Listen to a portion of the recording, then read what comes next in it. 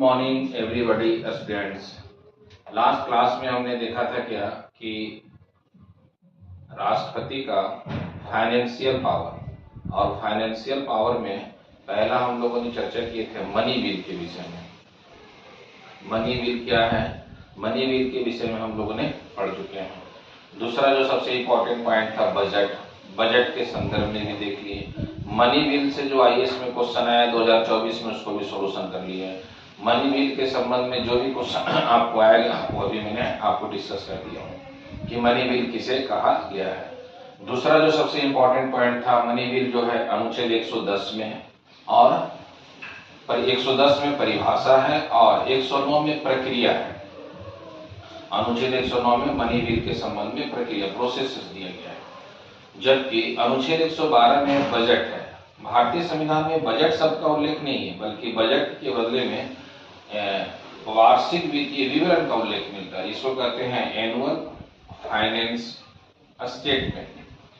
तो हम लोगों ने दो टॉपिक इस पर देख चुके हैं। तीसरा टॉपिक जो इसमें जुड़ा हुआ है वह वित्त विधेयक के संबंध में है, और वित्त विधेयक के संबंध में मैंने आपको बोर्ड पर इसको समझा चुके हैं। वित्त विधेयक का दो कैटेगरी है, टाइप 1 टाइप 2।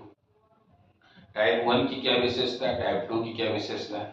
जैसे धन विधेयक में हम लोगों ने देखे क्या कि धन के संबंध में ही चर्चा किया गया है, लेकिन वित्त विधेयक में क्या होता है कि जो भी आपको धन प्राप्त हो रहा है, जो आपको आय हो रहा है, इनकम हो रहा है, वो आपको कहाँ एक्सपेंडिचर कर रहे हैं, कहाँ उसको खर्च कर रहे हैं, तो उससे संबंधित है, जो इससे जुड़ा हुआ है वित्त विधेयक से। और वित्त विधेयक का वर्णन है अनुच्छेद 117 में, जिसमें विभिन्न प्रकार का उल्लेख इसमें किया गया है, जो हम लोग देखते हैं। वित्त विधेयक के संबंध में देखते हैं। वित्त विधेयक अनुच्छेद 117 में उल्लेख किया गया है, और वित्त विधेयक का मतलब होता है जो भारत सरकार को आय प्राप्त हो रहा है, वो भारत सरकार कहाँ कहाँ डेवलपमेंट में, कहाँ कहाँ इंफ्रास्ट्रक्चर में, कहाँ कहाँ सोलर एनर्जी में, ये विभिन्न प्रकार का जो खर्च किया जाता है उसे ही कहा गया है वित्त विधेयक। और वित्त विधेयक का दो कैटेगरी है, टाइप 1 और टाइप 2 है। और यह जहां भी आप समझ लीजिए, चाहे वो इंफ्रास्ट्रक्चर का डेवलपमेंट हो रहा हो, चाहे बड़े बड़े बांध का निर्माण किया जा रहा हो, चाहे भारत सरकार सड़क का निर्माण कर रहा हो, या रेल मार्ग का निर्माण, मेट्रो का निर्माण, बंदरगाह का निर्माण, ये जितनी भी है वित्त से संबंधित है। इसीलिए वित्त विधेयक को हम लोग विकासात्मक के रूप में देखते हैं। विकासात्मक व्यय हो रहा है, जो विकास के संदर्भ में हो रहा है। जब आप पढ़ेंगे इकोनॉमी, तो भारत की अर्थव्यवस्था एक विकासशील देश की अर्थव्यवस्था है, और विकासशील देश की अर्थव्यवस्था जो है वो अपने जीडीपी का कम से कम 3 से 4% इसी में खर्च करते हैं डेवलपमेंट के संदर्भ में। तो इसीलिए क्यों, क्योंकि जो डेवलप्ड नेशन है, जब डेवलप्ड नेशन है तो उनको अपने यहाँ इंफ्रास्ट्रक्चर का निर्माण नहीं करना, उनके पास ऑलरेडी इंफ्रास्ट्रक्चर है। लेकिन जो विकासशील देश है, जैसे भारत की विकासशील देश है, तो यहाँ इंफ्रास्ट्रक्चर का निर्माण करना होगा कि यहाँ पर सड़क नहीं है तो सड़क का निर्माण होगा, यहाँ रेल मार्ग का नहीं है तो रेल मार्ग का निर्माण किया जाएगा। जैसे अभी हाल में आपने पढ़ा होगा कि कोंकण रेलवे था, कोंकण रेलवे में राज्यों की हिस्सेदारी था, उसको दे दिया गया रेल मंत्रालय के द्वारा, रेल मंत्रालय ने उसको टेक ओवर कर लिया। इसी प्रकार आपने पढ़ा होगा कि पूर्वोत्तर राज्य में जो चौथा है आपको आइजॉल, वहाँ वो आपको 4 राजधानी है जो रेलवे से कनेक्टेड हुआ है, जबकि पूर्वोत्तर राज्य में 7 सिस्टर्स में कितनी स्टेट है, 7 स्टेट है, लेकिन अभी तक जो रेल से है वो 4 ही स्टेट की राजधानी कनेक्ट हो पाया है, जिसमें मेघालय, जिसमें कहा जाता है कि असम की राजधानी दिसपुर है, अरुणाचल प्रदेश की राजधानी ईटानगर है, त्रिपुरा की राजधानी अगरतला है, और अभी आइजोल आपको है, मिजोरम की राजधानी आइजोल अभी कनेक्ट हुआ है। तो हम लोग क्या कर रहे हैं, विकासात्मक कार्य कर रहे हैं, और विकासात्मक कार्य करना ही क्या है, वित्त विधेयक है। तो इसके संदर्भ में जो भी आपको वित्त विधेयक, इंफ्रास्ट्रक्चर का निर्माण, जैसे मान लीजिए बहुत सारे बंदरगाह बनाया जाता है भारत में, क्या 13 बड़े बंदरगाह है। इसके अलावा भारत में सोलर एनर्जी का काम चल रहा है। सोलर एनर्जी क्या है, क्लीन एनर्जी है। तो भारत सरकार क्या कर रही है, उस एनर्जी को बढ़ावा देने में काम कर रही है, ताकि क्लीन एनर्जी के रूप में कार्य करे। हम लोग परंपरागत ऊर्जा को छोड़ करके गैर परंपरागत ऊर्जा की ओर चल रहे हैं, ताकि भारत में गैर परंपरागत ऊर्जा रहेगा तो यहाँ पर ग्लोबल वार्मिंग जैसी समस्या उत्पन्न नहीं होगा। तो वही है, जहां जहां हम लोग विकासात्मक कार्य करेंगे, जहां जहां हम लोग धन का निवेश करेंगे, जहां जहां हम लोग धन का व्यय करेंगे, वह सभी वित्त विधेयक के संबंध में आएगा। तो इसीलिए मैंने एक ही लाइन में समझाने की कोशिश कर दिया हूं, विकासात्मक व्यय। अब यह धन जो है वित्त विधेयक के संबंध में दो कैटेगरी है, एक कैटेगरी 1 टाइप 1 और एक कैटेगरी बी, कहने मतलब टाइप 2 है। अब यह कैटेगरी ए में क्या कहा गया, किस अनुच्छेद के तहत है, अनुच्छेद 117(1) के तहत है, यह टाइप 1 को रखा गया है। और अनुच्छेद 117(2) में क्या रखा गया, टाइप 2 को रखा गया है। पहला विशेषता, आप ये दोनों में अंतर करना की चाहेंगे तो दोनों में आप अंतर कर सकते हैं। अनुच्छेद आर्टिकल 117(1) में क्या है, टाइप 1 को रखा गया है। अनुच्छेद 117(2) में टाइप 2 को रखा गया। इसको कैटेगरी ए भी कह सकते हैं, कैटेगरी बी भी कह सकते हैं। अच्छा, कैटेगरी ए जो है अनुच्छेद 117(1) में क्या है, राष्ट्रपति की पूर्व अनुमति से ही यह आपको पेश किया जाएगा। जैसे मैंने बताया क्या कि धन विधेयक क्या होता है, राष्ट्रपति के पूर्व अनुमति के बाद ही लोकसभा में पेश किया जाता है। हमेशा याद रखिएगा, धन विधेयक जो पेश होगा वह लोकसभा में पेश होगा, और किसकी पूर्व अनुमति से, राष्ट्रपति के पूर्व अनुमति से। और धन विधेयक जो है जब आप पढ़ेंगे तो राष्ट्रपति उसे लौटा नहीं सकते हैं। तो यहाँ भी कंडीशन वही बताया जा रहा है कि राष्ट्रपति की पूर्व अनुमति से यह आपको टाइप 1 अनुच्छेद 117(1) जो है अनुमति मिलने के बाद ही पेश किया जाएगा। अनुच्छेद 117(2) में है, राष्ट्रपति के पूर्व अनुमति से पेश किया जाएगा। अच्छा, पेश कहाँ किया जाएगा, तो टाइप 1 जो है, कैटेगरी 1 जो है 117 अनुच्छेद के साथ, यह केवल लोकसभा में पेश होगा। इसका मतलब है धन विधेयक की तरह इसका नेचर है। धन विधेयक में मैंने क्या बोला कि धन विधेयक हमेशा लोकसभा में पेश होगा, तो टाइप 1 जो है वह लोकसभा से प्रारंभ होगा। जबकि टाइप 2 में क्या कहा गया, किसी भी सदन में पेश किया जा सकता है। किसी भी सदन कहने का मतलब क्या हो गया, यह तो लोकसभा में भी पेश हो सकता है और राज्यसभा में भी पेश किया जा सकता है, जो सबसे इंपॉर्टेंट है। तो आप याद रखिएगा, कैटेगरी 1 या टाइप 1 हमेशा लोकसभा में आएगा, केवल लोकसभा, यह हमेशा लोकसभा में आएगा। जबकि यह टाइप 2 जो है आपका है, यह सदन के यह तो लोकसभा में भी आ सकता है और राज्यसभा में भी पेश किया जा सकता है। जबकि राज्यसभा टाइप 1 को या कैटेगरी 1 को अस्वीकार कर सकता है। अस्वीकार का मतलब क्या करना है, इसे आपको है नेग्लेक्ट कर सकता है। जबकि जब आप पढ़ेंगे तो राज्यसभा को क्या है, शक्ति दिया गया है कि यह लोकसभा जब पेश होगा तो राज्यसभा क्या कर सकता है, इसको अस्वीकार कर सकता है। जबकि टाइप 2 में बोला गया कि राज्यसभा भी इसे अस्वीकार कर सकता है। जो यह विशेषता हो गया। अगला जो विशेषता है टाइप 1 में जब भी आप पढ़ेंगे तो ज्वाइंट सेशन जो है, ज्वाइंट सेशन यहाँ हो सकता है, यहाँ भी ज्वाइंट सेशन हो सकता है। तो यह वित्त विधेयक के संबंध में कुछ महत्वपूर्ण अंतर भी, कुछ समानता भी है, कुछ अंतर भी है। अंतर भी दिखाया गया और समानता भी दिखाया गया है। तो आप याद रखिएगा, वित्त विधेयक का एक ही मीनिंग हो गया कि डेवलपमेंट एक्सपेंडिचर के रूप में कार्य किया जाएगा। इसके अलावा एक होता है अप्रोप्रिएट बिल होता है, जिसको विनियोग विधेयक कहते हैं। विनियोग विधेयक कब पेश किया जाता है, जैसे मान लेते हैं सपोज दैट वित्त सरकार जो है, खास करके भारत सरकार ने एक वर्ष में अपना बजट निर्धारण किया। जैसे अभी 2025-26 का भारत सरकार का जो कुल बजट है वह 50.6 कुल जो है 50.65 लाख करोड़ का बजट है।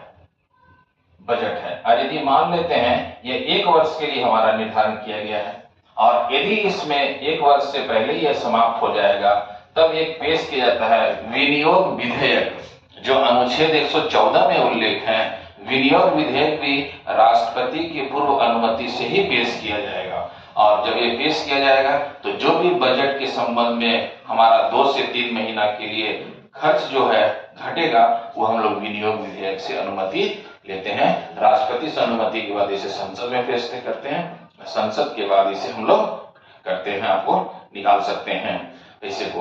तो इसमें आप याद रखिएगा, जो इसमें व्यय के संबंध में इसमें एक चीज और भी बता देते हैं आपको, है कि जैसे मान लें कोई सरकारी कर्मचारी है तो उनको क्या है, वो तो संचित निधि से धन विधेयक के संबंध में आ जाता है। लेकिन जहां जहां पर कार्य करेगा भारत सरकार विकास के संबंध में, वह सभी हमारा आ जाएगा वित्त विधेयक के संबंध में। तो यह है धन विधेयक, मैंने डिटेल से बता दिया।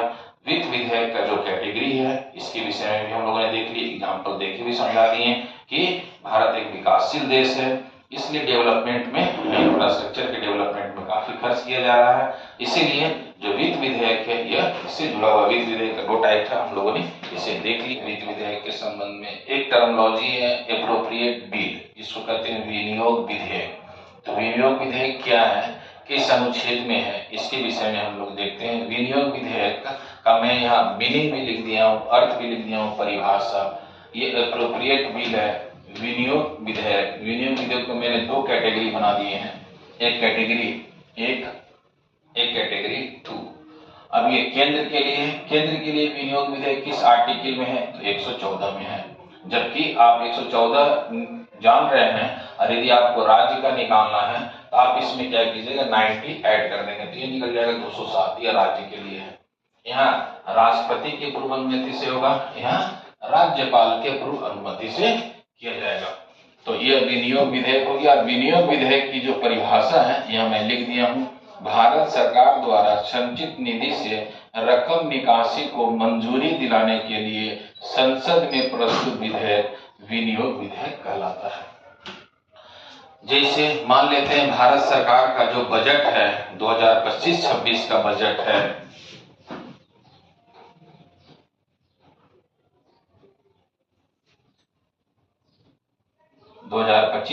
का बजट है 50.65 लाख करोड़ का। यदि भारत सरकार जो बजट है, ये बजट क्या है, एक वित्तीय वर्ष में है, और इस वित्तीय वर्ष से पहले ही भारत सरकार इस बजट को खर्च कर दे, तब इसके बाद भारत सरकार एक विनियोग विधेयक राष्ट्रपति की अनुमति से संसद में प्रस्तुत करता है।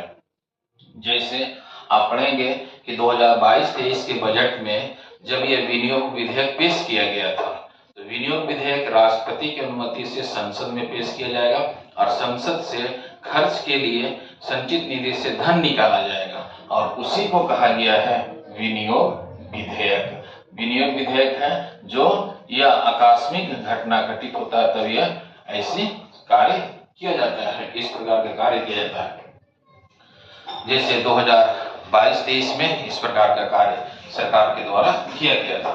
ये बहुत ही इंपॉर्टेंट था विनियोग विधेयक। और विनियोग विधेयक में आप याद रखिएगा, इसका परिभाषा याद रखिएगा कि भारत सरकार द्वारा संचित निधि का वर्णन किस अनुच्छेद में है, मैं अनुच्छेद 266 में है, और यहाँ से रकम निकासी को मंजूरी दिलाने के लिए संसद में प्रस्तुत विधेयक विनियोग विधेयक कहलाता है। इसी को कहा जाता है एप्रोप्रिएट बिल भी कहा जाता है। केंद्र में होगा राष्ट्रपति की सम्मति से, राज्य में होगा राज्यपाल के सम्मति से। केंद्र के लिए अनुच्छेद है 110, राज्य के लिए अनुच्छेद है 217। तो यह बहुत ही इंपॉर्टेंट है, इससे जुड़ा हुआ है, एग्जाम में क्वेश्चन पूछा जा सकता है, तो आप इसे याद रखेंगे जो सबसे महत्वपूर्ण है। केंद्र में यदि इसमें हम 90 जोड़ते हैं तो हो जाता है 402। तो यह 204 में इसका उल्लेख किया गया है, 207 नहीं है, 204। तो आप इसमें याद रखिएगा कि विनियोग विधेयक जो है केंद्र की अनुच्छेद 114 में है, जबकि राज्य के लिए अनुच्छेद है 204 में इसका वर्णन मिलता है।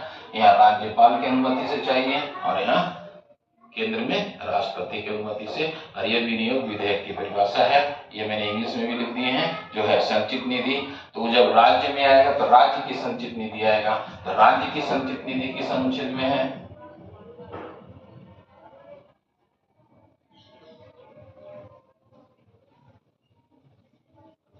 अनुच्छेद 266 में उल्लेख मिलता है। और राज्य की संचित निधि से निकाला जाएगा तो राज्य के संदर्भ में होगा, यहाँ राज्यपाल की सहमति चाहिए और यहाँ केंद्र में राष्ट्रपति की सहमति चाहिए। यह विनियोग विधेयक के संबंध में है। देखिए इंडियन कॉन्स्टिट्यूशन में जो है टाइप्स ऑफ अमेंडमेंट 4 प्रकार का रखा गया है जो भारत के संविधान में है। पहले तो याद रखिएगा संशोधन हम लोगों ने कहाँ से लिए हैं, तो संशोधन हम लोगों ने दक्षिण अफ्रीका के संविधान से लिए हैं। किस भाग में है, तो भाग 20 में है। अनुच्छेद कौन सा है, 368 में है। तो इसी में कहा गया है कि जो विधेयक है वो कितने प्रकार का है, तो 4 प्रकार का है। एक है संविधान संशोधन विधेयक होता है, दूसरा होता है साधारण विधेयक, तीसरा है धन विधेयक और चौथा है वित्त विधेयक। तो इसी के विषय में हम लोग जो पढ़ रहे हैं, जो चर्चा कर रहे हैं, ये संविधान संशोधन विधेयक जब भी होता है तो यह संविधान संशोधन विधेयक में बहुत सारे एग्जाम्पल हैं। जैसे जीएसटी में क्या किया गया, संविधान में संशोधन किया गया था। जीएसटी कौन सा अमेंडमेंट था, तो 101 अमेंडमेंट था। और जीएसटी के संबंध में जब भी किया जाएगा तो संविधान में संशोधन किया जाएगा।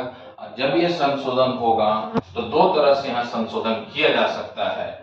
एक हो सकता है कि कुल बहुमत का संशोधन हो,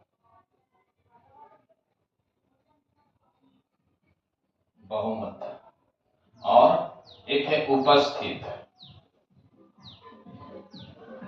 सदस्य के आधार पर किया जा सकता है। तो संविधान संशोधन अनुच्छेद 368 में है। एक होता है साधारण विधेयक, इसको आप कर सकते हैं 2/3, अर्थ इसका ले सकते हैं 2/3 +1,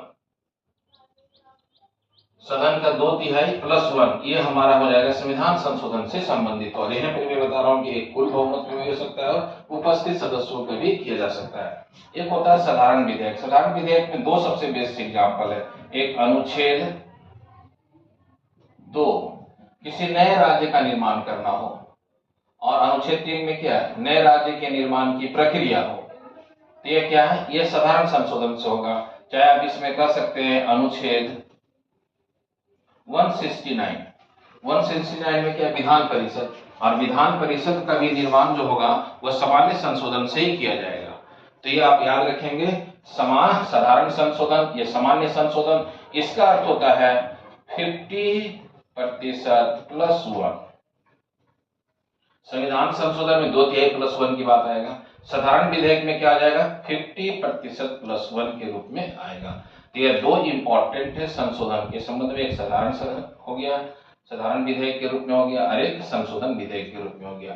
धन विधेयक की चर्चा मैं लास्ट वीडियो में कर चुका हूँ। इसके परिभाषा, धन विधेयक का अनुच्छेद 110 में परिभाषा है, जबकि अनुच्छेद 109 में इसकी प्रक्रिया का उल्लेख है, प्रोसीजर ऑफ मनी बिल के संबंध में बताया गया है, जो इससे जुड़ा हुआ है। ये भी हम लोगों ने इस पर चर्चा कर चुके हैं, जो इससे धन विधेयक के संबंध में। अलग इसके लिए मैंने वीडियो भी बना दिए हैं, आप उस वीडियो को जाकर के देख भी सकते हैं। वित्त विधेयक अनुच्छेद 117 में है। वित्त विधेयक का टाइप 2 है, कैटेगरी फर्स्ट, कैटेगरी सेकेंड। तो कैटेगरी फर्स्ट में जो है अनुच्छेद 117(1) में कहा गया है, और कैटेगरी सेकेंड जो है अनुच्छेद 117(2) में कहा गया है। और इन दोनों में अंतर भी मैं करवा चुका हूं, जो इससे जुड़ा हुआ है कि वित्त विधेयक में टाइप 1 में क्या है, टाइप 2 में, जैसे टाइप 1 में क्या है, ये लोकसभा में पेश होगा। टाइप 2 में क्या है, ये सदन में पेश होगा, किसी भी सदन में, लोकसभा भी हो सकता है, राज्यसभा भी हो सकता है। यह है वित्त विधेयक के संबंध में। अब एक छोटा सा एग्जाम में क्वेश्चन और भी पूछा जाता है, डिफरेंस बिटवीन मनी बिल एवं फाइनेंस बिल। अब ये दोनों में कभी काल अंतर भी पूछा जाता है एग्जाम में। तो ये क्या है, मैं समझा भी रहा हूं कि जहां पर ये धन के संबंध में मामला आएगा वो धन विधेयक हो जाएगा। जहां डेवलपमेंट एक्सपेंडिचर की बात किया जाएगा, विकासात्मक कार्य किए व्यय की बात किया जाएगा, वह हो जाएगा वित्त विधेयक। धन विधेयक में क्या है कि राष्ट्रपति के पूर्व अनुमति से ही लोकसभा में हमेशा पेश होगा। धन विधेयक के मामले में राज्यसभा की शक्ति नहीं के बराबर है। 14 दिनों तक राज्यसभा उस विधेयक को रोक के रख सकता है। 14 दिनों के बाद वह विधेयक राज्यसभा में पास माना जाएगा। धन विधेयक है या नहीं, इसका अंतिम निर्धारण लोकसभा अध्यक्ष करता है और उसे प्रमाण देता है कि यह धन विधेयक है। धन विधेयक को राष्ट्रपति लौटा नहीं सकता है। ये सभी धन विधेयक की विशेषताएं हैं। धन विधेयक में क्या होता है, जब अनुच्छेद 110 में पढ़ेंगे तो भारत सरकार किसी भी टैक्स को लगा सकता है, किसी भी कर को समाप्त कर सकता है, किसी भी कर में कमी कर सकता है, किसी भी कर में बढ़ोतरी कर सकता है। संचित निधि से जो भी आपको लेन देन किया जाएगा वो धन विधेयक है। आकस्मिक निधि से जो भी लेन देन किया जाएगा वो आपको है धन विधेयक के संबंध में आ जाएगा। अच्छा, धन विधेयक के संबंध में कुछ चीजों को नहीं भी रखा गया है, जैसे आप कह सकते हैं जुर्माना। जुर्माना एक वर्ड है जिसमें आपको धन विधेयक से जुड़ा हुआ नहीं है। जैसे लाइसेंस, आप कहीं गाड़ी चला रहे हैं, गाड़ी का आप लाइसेंस बना रहे हैं, तो धन विधेयक से जुड़ा हुआ नहीं है। जैसे आपको है स्थानीय टैक्स, स्थानीय कर, जैसे मान ले कहीं आपको गांव वगैरह है, जहां कोई शहर है वहां पर मेला लगा हुआ है, किसी गांव में स्थानीय, वहां जो टैक्स वसूल हो जाएगा वह धन विधेयक नहीं है। जैसे मान लेते हैं सपोज दैट कोई बाजार लगाया गया हो, कोई गांव में कोई बाजार हो, वहां से जो आपको कर वसूला जाएगा वह धन विधेयक नहीं होगा।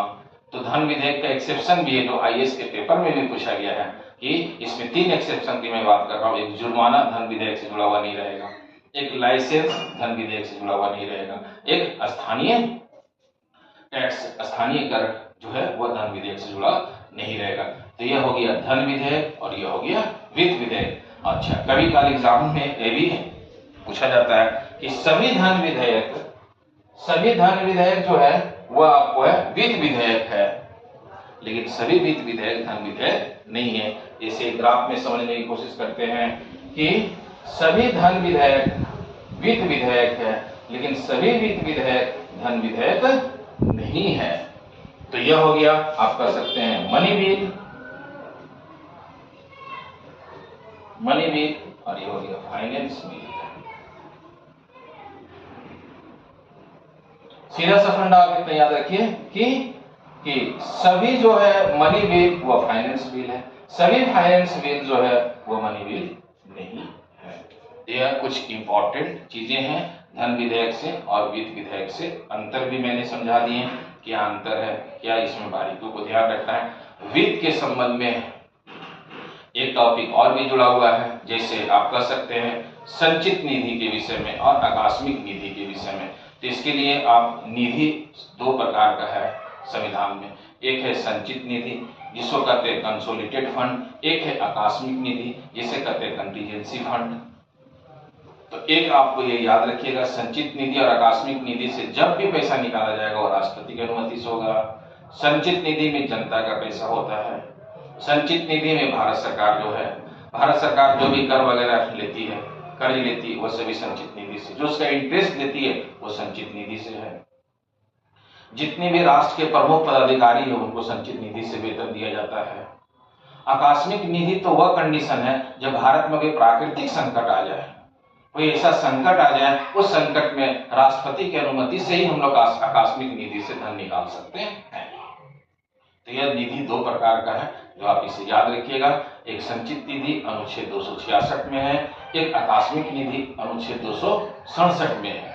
और ये दोनों ही बहुत इंपॉर्टेंट है। ये केंद्र के हमें बताएं, राज्य में क्या है, एक राज्य की संचित निधि है, राज्य की संचित निधि का प्रावधान अनुच्छेद 266(1) में है, और वहां भी राज्य की संचित निधि में राज्यपाल की अनुमति से ही धन निकाला जा सकता है। जैसे केंद्र में राष्ट्रपति की अनुमति से, वैसे ही राज्य में राज्यपाल के अनुमति से। वित्त के संबंध में जितने भी प्रावधान था, कितने प्रकार के टाइप्स थे संशोधन वगैरह, मैंने वह भी बता दिए आपको हैं, इससे जुड़ा हुआ है। तो राष्ट्रपति की फाइनेंशियल पावर में एक तो मैंने मनी बिल की चर्चा कर दी है, दूसरा आप देखिएगा कि बजट के विषय में मैंने बता दिया, तीसरा फाइनेंस बिल के विषय में, और इसमें बहुत सारी चीजें आकस्मिक निधि, संचित निधि सभी को मैंने बता दी, इससे जुड़ा हुआ है। एक टॉपिक और भी इससे बचा हुआ है जब हम लोग पढ़ेंगे फाइनेंशियल पावर में, तो एक वित्त आयोग बचा हुआ है। एक सेंट्रल का वित्त आयोग होता है, एक राज्य का वित्त आयोग होता है। तो उसको हम लोग नेक्स्ट टॉपिक में देखेंगे, नेक्स्ट क्लास में देखेंगे। ऑल द बेस्ट, जय हिंद, जय भारत।